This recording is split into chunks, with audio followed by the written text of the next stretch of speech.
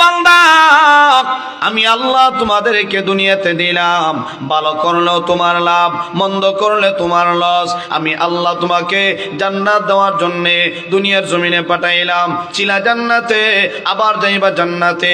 আমরা ছিলাম জান্নাতে, আবার যাবো জান্নাতে, কিন্তু মধ্যখানের এই দুনিয়াটাই পরীক্ষার একটা হল। আল্লাহ কয় পরীক্ষার মধ্যে উত্তীর্ণ হইলে পাইবা জান্নাত, আর যদি ফেল করো জাহান্নামে ঢুকতে হবে। আল্লাহ রাব্বুল আলামিন বলে, বান্দারে আমি আল্লাহ পরীক্ষার জন্য তোমাদেরকে দুনিয়াতে দিলাম, পরীক্ষা করতেছি, নানা রকমের পরীক্ষা। ইমানদার, তুমি যদি সত্যিকার মুমিন হও তোমার উপরে পরীক্ষা আসবে, এটা আল্লাহর ওয়াদা। আল্লাহ বলেন আমি আল্লাহ নানা রকমের পরীক্ষা তোমাকে করব, এটা আমি আল্লাহর ওয়াদা। এই জন্য আল্লাহ বলে, বান্দারে আমি আল্লাহ তোরে দুনিয়াতে দিলাম, ভালো মন্দ বোঝার মতো শক্তি, এই ক্ষমতা আমি আল্লাহ তোমাকে দান করলাম। অতএব তুমি জান্নাতের পথে চলবা নাকি জাহান্নামের পথে চলবা?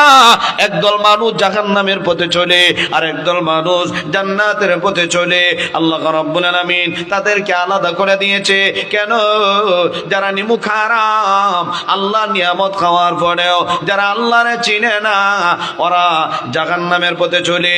আল্লাহ তো তাদের কথা জানায়া দিয়েছে, ফাআম্মা মান তাগাত ওয়া আসারাত হায়াতাদ দুনিয়া ফাইন্নাল জাহিমা হিয়াল মাওয়া। আল্লাহ রাব্বুল আলামিন বলেন, ফাআম্মা মান তাগা, যারা সীমা লঙ্ঘন করে, আল্লাহর বিধান মানে না, আল্লাহর জমিনে থাকে, আল্লাহর আলো বাতাস ভোগ করে, সূর্যের আলো ভোগ করি, আসমান থেকে ফায়দা নেই, জমিন থেকে ফায়দা নেই, এই বান্দাগুলি আল্লাহ নানা রকমের ফল ভক্ষণ করে। এরপরও যারা আল্লাহরে চিনে না, আল্লাহ কয় ফাআম্মা মান তাগা, ওরা সীমা লঙ্ঘনকারী, ওয়া আসারাল হায়াতাদ দুনিয়া, আল্লাহ নিয়ামত খাওয়ার পরে যেমন আল্লাহকে ভুলে যায়, ওই বান্দাগুলি দুনিয়া হাসিল করার জন্য দুনিয়ার পিছনে ব্যস্ত হয়ে যায়, দুনিয়া ধরার জন্য এত দিশারা হয়। ওই বান্দাগুলি দুনিয়া দুনিয়া বলে সারাটা জীবন কাটায় দেয়। ওই বান্দাগুলি দুনিয়ার জন্য এত পাগল। অথচ আল্লাহর হাবিব বলেন, হুব্বুদ দুনিয়া রাসু কুল্লি খাতিআত, দুনিয়ার মহব্বত সমস্ত গুনাহের মূল। দুনিয়ার মহব্বত যদি দিলের ভিতরে ঢুকাও, দুনিয়া বরবাদ হয়ে যাবে, আখিরাতও বরবাদ হয়ে যাবে।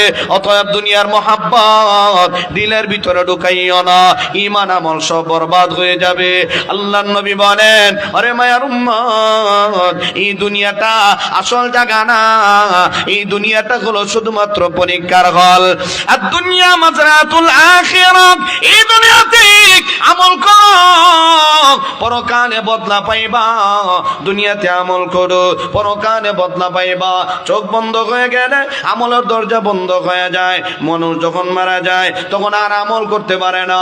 চোখ বন্ধ হয়ে গেলে চোখ লড়ে না, হাত লড়ে না, মুখ লড়ে না, পা লড়ে না, সাড়ে তিন হাত বডি তার লড়ে না। এর মানা হইল এ ডেড বডি হয়ে গেছে, এখন আর আমল চলবে না। আল্লাহর নবী বলেন, ইদা মাতাল ইনসান ইনকাতা আনহু আমালুক ইল্লা মিন সালাসাত, ইল্লা মিন সাদাকাতিন জারিয়া আও ইলমিন ইউনতাফাউ বি আও ওয়ালাদিন সালিহিন ইয়াদউ লাহ। আল্লাহর হাবিব বলেন, এ আমার উম্মত, একটা মানুষের যখন মরণ হয়ে যায় তখন তার আমলের দরজা বন্ধ হয়ে যায়, আর আমল করতে পারে না। কিন্তু এমন নেককার বান্দা এমন আছে, মৃত্যুর পরেও তার কবরের ভিতরে আমল গিয়া পৌঁছতে থাকে। সুবহানাল্লাহ। ইল্লা মিন সাদাকাতিন জারিয়া, আপনি মসজিদে দিয়া গেলেন, মাদ্রাসায় দিয়া গেলেন, সদকা জারিয়া যা দিয়ে যাবেন তাওই লাভ। মৃত্যুর পরে আপনার মা, আপনার বাবা, আপনার সন্তান, আপনার বিবি কবরে যাবে না, আমলও দিবে না। আপনি যা দিয়ে যাবেন তা আপনার লাভ। আপনি দুনিয়াতে যা দিয়ে যাবেন সদকা জারিয়া, আপনি কবরে শুয়ে শুয়ে পাবেন। এ বাবা, আপনার 10,000 টাকার কারণে মসজিদের একটা পিলার হইল, মসজিদের মধ্যে একটা ইট লাগছে, মাদ্রাসার মধ্যে আপনি একটা টিন বসায়া দিলেন, যতদিন পর্যন্ত মাদ্রাসা থাকবে, যতদিন পর্যন্ত মসজিদ থাকবে, ততদিন পর্যন্ত আপনার কবরের ভিতরে সওয়াবের রাখা দিয়া ঢুকতেই থাকবে, ঢুকতেই থাকবে। শুধু তা না, আল্লাহর নবী বলেন উপকারী ইলম, আপনি এমন কিছু ইলম লিখে গেলেন যে ইলমের দ্বারা মানুষ ফায়দা নেয়। 3 নাম্বার হলো আল্লাহর কাছে বলেন আওয়ালাদিন সালিহিন ইয়াদউ লাক, নেককার সন্তান, নেককার সন্তান যদি দুনিয়াতে রেখে যাইতে পারেন, এই সন্তানের বরকতে সন্তান আপনার জন্য দোয়া করবে। আপনি দুনিয়াতে নাই, সন্তান বলবে রব্বির হামহুমা কামা রব্বায়ানি সগীরা। সন্তান যখন দোয়া করবে ইরহামহুমা, আয় আল্লাহ আমার মা বাবারে মাফ করে দাও, কামা রব্বায়ানি সগীরা, যেমন ভাবে ছোটবেলা আমাদেরকে আদর করেছে, মহব্বত করেছে, আমাদেরকে লালন পালন করে বড় করেছে, কতটুক মহব্বত করেছে আমার মা বাবা। ওগো আল্লাহ আমার মা বাবার উপরে রহম করো, দয়া করো। যখন সন্তান দোয়া করে বাবার কবরে গিয়া অটোমেটিক মার কবরে গিয়া দোয়া পৌঁছতে থাকে, নেকি গিয়া হাজির হয়। কিতাবের ভিতরে দেখলাম এক আল্লাহর ওলি এক কবরের পাশ দিয়ে যাইতেছে, হঠাৎ করে দেখি এই কবরবাসী সকলে উঠে কবরের চতুর্দিকে কি যেন করতেছে, কি যেন তালাশ করে। সবাই পেরেছান, একটা মানুষ শুধুমাত্র গাছের নিচে বসা।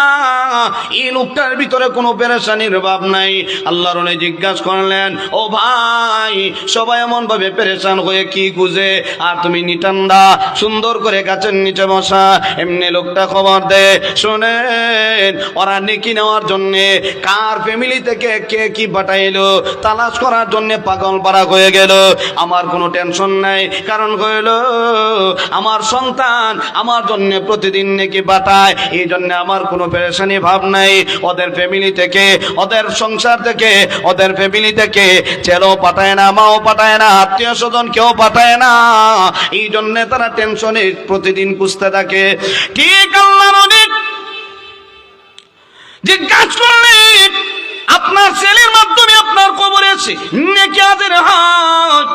বলে আপনার ছেলে জীবিত আছে। বলে হ্যাঁ। কই তাকে? অমুক বাজারে। ঠিকানা দিয়ে দিছে, অমুক বাজারে তাকে, নাম তার অমুক। এই আল্লাহর ওলি দৌড়ায় গেছে বাজারে, দূর থেকে ফলো করে এই সন্তানটা কি করে। গিয়া দেখে বাজারের মধ্যে একটা ব্যবসা, ছোট্ট একটা ব্যবসা। যখন এই কাস্টমার নাই, এই যুবক কোরআন থেকে তেলাওয়াত করে দিল ভরে মন ভরে যখন কোরআন পড়ে, এই কোরআনের বরকতে ব্যবসা তো লাভ, বাবাও তো দুনিয়াতে নাই, বাবার কবর জ্ঞানে কি হাজির হয়। আল্লাহর ওলি বুঝতে বাকি নাই, সন্তানের বরকতে বাবা শান্তিতে আছে। তাহলে বোঝা গেল মৃত্যুর পরে নেকি কবরে গিয়া হাজির হয়, এতে কোনো সন্দেহ। ঠিকই আল্লাহর ওলি আবার কয়েকদিন পরে দেখা যায় কবরের পাশ দিয়ে আবার যায়, সবাই আবার পেরেশান। যে লোকটা গাছের নিচে বসা, এই লোকটাও দেখা যায় সে পেরেশান হয়ে গেল, তালাশ করতেছে, এমন ভাবে পেরেশান হয়ে গেল, একটাও নাকি পাওয়া যায় না। তখন কাছে গিয়ে জিজ্ঞাসা করে, কেউ আপনি এত পেরেশান কেন? বলে নেকি আসে না। এই আল্লাহর ওলি বাজারে দৌড়ে গেল, গিয়া দেখে ছেলে নাই, দোকানও নাই, এই হাফেজ কোরআন ছেলেটাও নাই, যার কারণে আজকে বাবার কবরে গিয়া নেকি হাজির হয় না। এই জন্য রে বাবা, যে কথা বলতে আল্লাহর হাবিব বলেন, এ মায়ের উম্মত, তুমি যদি আমল করতে চাও মৃত্যুর আগে যা করবার করে নাও, চোখ বন্ধ হওয়ার আগে যা কিছু করার করে নাও। কারণ এই দুনিয়াটাই হইল শুধুমাত্র আমলের জায়গা। দুনিয়ার মহব্বত দিলের ভিতরে ঢুকাইও না উম্মত রে। দুনিয়ার মায়া যদি, মহব্বত যদি দিলের ভিতরে ঢুকাও, দুনিয়া বরবাদ হয়ে যাবে, আখিরাতও বরবাদ হয়ে যাবে। এই জন্যে আল্লাহ রাব্বুল আলামিন বলেন, এ বান্দা, নিয়ামত খাওয়ার পরে নিয়ামতের শুকরিয়া আদায় করো। ফাআম্মা মান তাগা, একদল আছে আমি আল্লাহ নিয়ামতগুলি খাওয়ার পরেও আমি আল্লাহরে চিনে না, নিমুখারামি করে, আমি আল্লাহর না শুকরিয়া আদায় করে, আমি আল্লাহরে চিনে না। ওরা দুনিয়ার পাগল, দুনিয়ার পাগল। এ বাবা, দুনিয়ার মহাব্বত, দুনিয়ার ভিতরে যতই ঢুকান, এ মুরব্বী বাবা, যত বয়স হয় তত চাহিদা বাড়ে। আমরা তো মনে করি বয়স বাড়ে, বয়স বাড়ে না কমে? এখন কমে। লেখা আছে না আল্লাহর আদালত 90 বছর বাঁচবো, গেছে গা 70 বছর, রয়েছে কয় বছর? বোঝানোর জন্য বলি। তাহলে কমতাছে না বাড়তাছে? আর ডিজিটাল বাংলাদেশও বিয়ার আগে যদি বয়স হয় 40, বয়স হয় না 23, আর বিয়ার পরে বয়স হইল 35, লয়ে গেছে গা 45। এর উদ্দেশ্য হইল বিয়ার আগে দামান আর বিয়ার পরে চাষা চাষা বন্ত। এই জন্য বয়স যদি 35 হয়, ঠেলায় লয়ে দেখা 45। বয়সটা কি কম হয়েছে? অর্ধেক গেছে গা।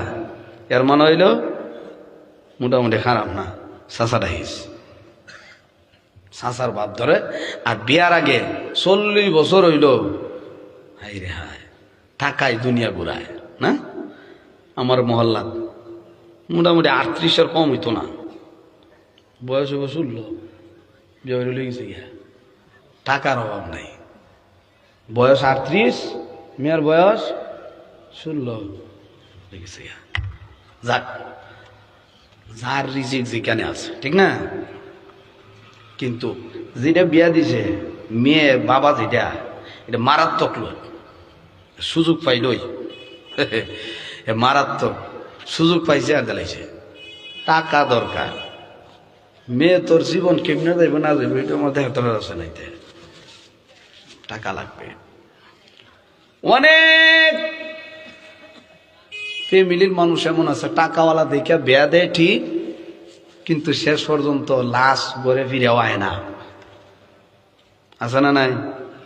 অতি ডুবে তাতে নষ্ট, সব শেষ। সুন্দর মেয়েরে দিছে গোছায়া, এখন এমন এক ফ্যামিলি না দিছে, আপনি যে ফ্যামিলির অনুযায়ী এই ফ্যামিলি না দিবেন। আপনার ঘর সুটকি এই সেই খান, আর দিছেন লন্ডনের ঘরতে, শান্তি পাইব কেমনে? এই জন্য তো আল্লাহ কোরআনে সুন্দর করে বর্ণনা দিয়ে দিছে, তুমি যে গোত্রের এই গোত্র অনুযায়ী তুমি বিয়া দিও। এই জন্য দেখবেন মমি সিংহার লগে সিলেটটা মিলে না, কথা কান্না দি। সিলেটে সিলেটে বিয়া হয়, মমি সিংহায় একটা ঢুকে না, মমি সিংহে ঢুকলে উপায় নাই, এটা আরো মারাত্মক, ঢুকে না। এই জন্য আল্লাহ গোত্র মিলাই দিছে। তুমি যে তালের এই তালের ফ্যামিলি যাও, উফরে যায় না, নিচেও যায় না, মধ্যম পন্থায় থাকো।